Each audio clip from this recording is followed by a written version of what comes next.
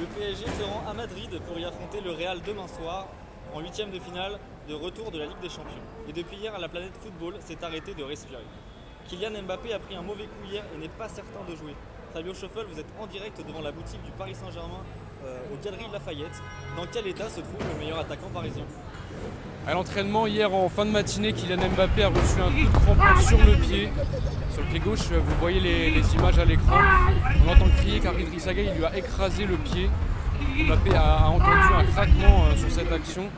Mais les examens réalisés hier à l'hôpital n'ont révélé aucune fracture. C'est une première bonne nouvelle donc pour le Paris Saint-Germain.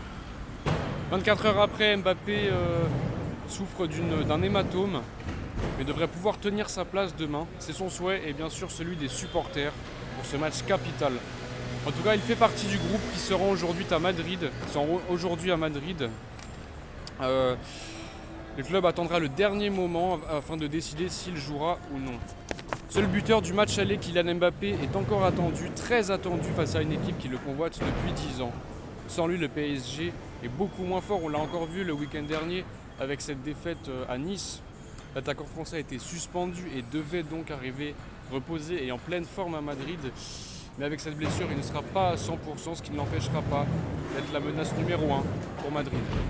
En Espagne, on se réjouit de la blessure du prodige de 23 ans. Oui, depuis hier, les médias sportifs ne parlent que de ça, jour et nuit.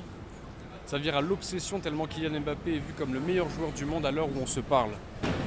Les supporters sont un peu partagés parce que le Real n'a qu'un but de retard et sans Kylian Mbappé, la tâche serait forcément beaucoup plus simple. Mais d'un autre côté, pour le spectacle, c'est vraiment dommage, ce serait vraiment dommage de se priver d'un tel joueur. Dans la plus grande des compétitions, il faut faire jouer les plus grands joueurs. Et les plus grands joueurs devraient être alignés demain malgré quelques absences. Qui jouera demain pour Paris et pour le Real Madrid? Alors deux joueurs sont de retour dans le groupe parisien, Achraf Hakimi et Leandro Paredes. Ander Herrera est lui absent à cause d'une infection oculaire. Sergio Ramos fait le déplacement mais ne jouera pas. Sa capitaine du Real est toujours blessé. Kylian Mbappé devrait être aligné avec Neymar et Messi qui retrouvent le Santiago Bernabéu pour la première fois depuis son départ d'Espagne, de Barcelone. Et au milieu de terrain, Idrissa Gueye devrait être aligné avec Danilo et Marco Verratti. Pas de surprise en défense avec Nuno Mendes, Kipembe, Marquinhos et donc le retour d'Achraf Hakimi.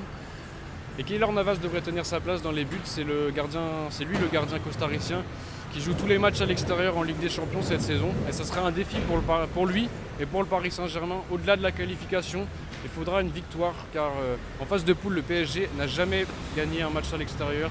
Match nul à Bruges et à Leipzig, défaite à Manchester City. Et enfin, le Real Madrid est privé de Ferland Mendy et Casemiro, tous les deux suspendus après leur carton jaune du match aller. Toni Kroos lui revient d'une blessure à la cuisse mais n'est pas encore certain de jouer. S'il ne joue pas, Eduardo Camavinga le remplacera. Dans le cas contraire, il sera au milieu avec Luka Modric et Federico Valverde. Et dans les buts, on aura Courtois, en défense Carvajal, Militao, Alaba. Et en attaque, la même triplette Benzema, Asensio et Vinicius, le Brésilien. Merci Fabio. Merci à vous.